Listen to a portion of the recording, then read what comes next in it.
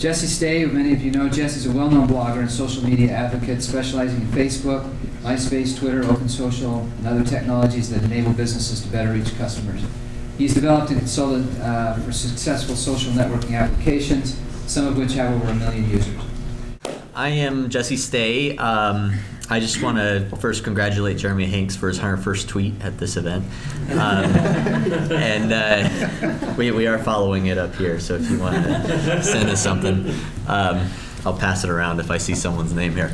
But I actually got introduced to Jason Alba through Twitter, which got me into writing my first book.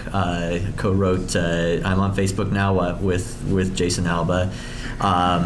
I got introduced to Joseph Scott through Twitter, and he introduced me to O'Reilly, which helped me write my second book on Facebook development called FBML Essentials.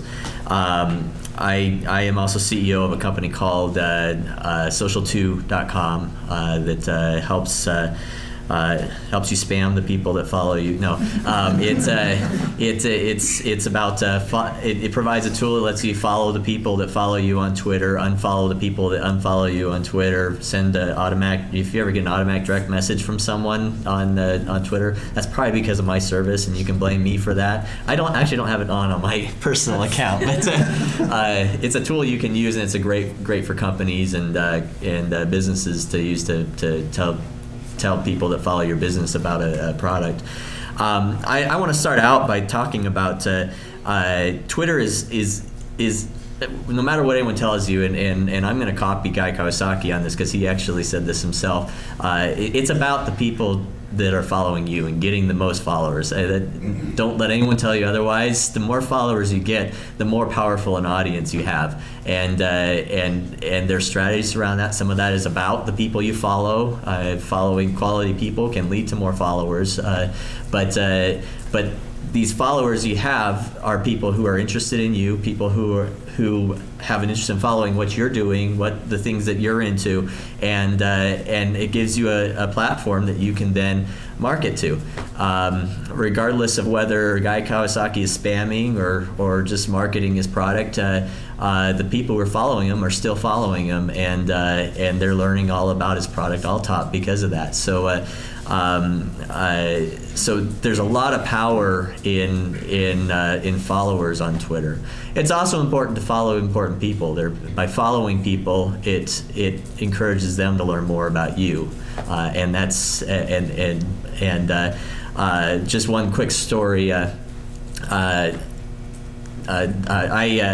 actually got introduced to Guy Kawasaki through Twitter, and what I did was I started following Guy Kawasaki. It started with a follow on my part, and he mentioned he had a need to be able to follow the people that were following him on Twitter. He has 35,000 followers, and he wants to establish a connection with each and every one of those.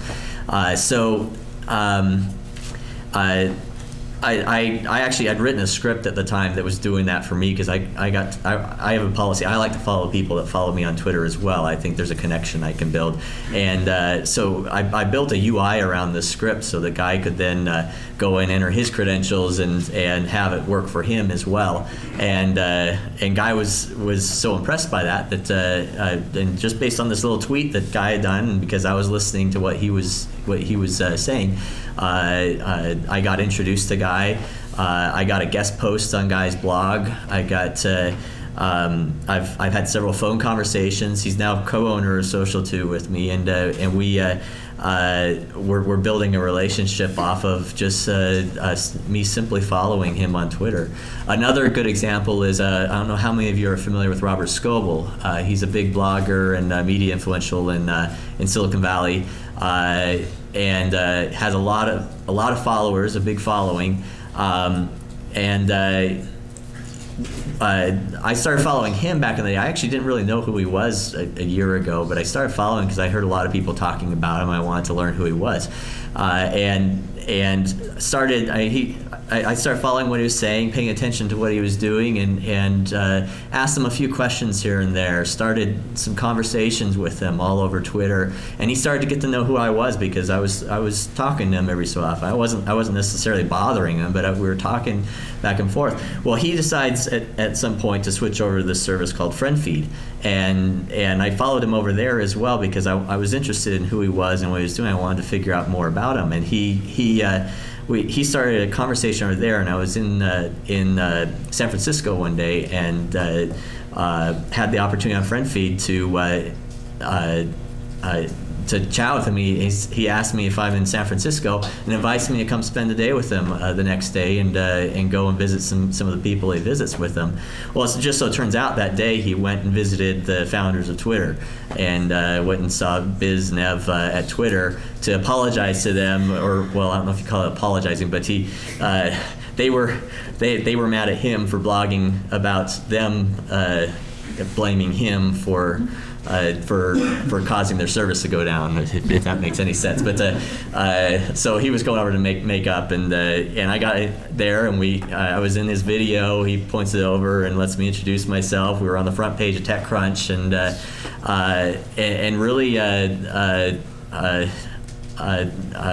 all that was because I got to know him on Twitter. Twitter is great at letting you get to know people and making people real.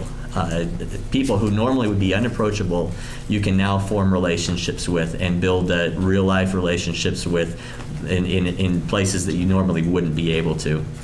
So that's my story.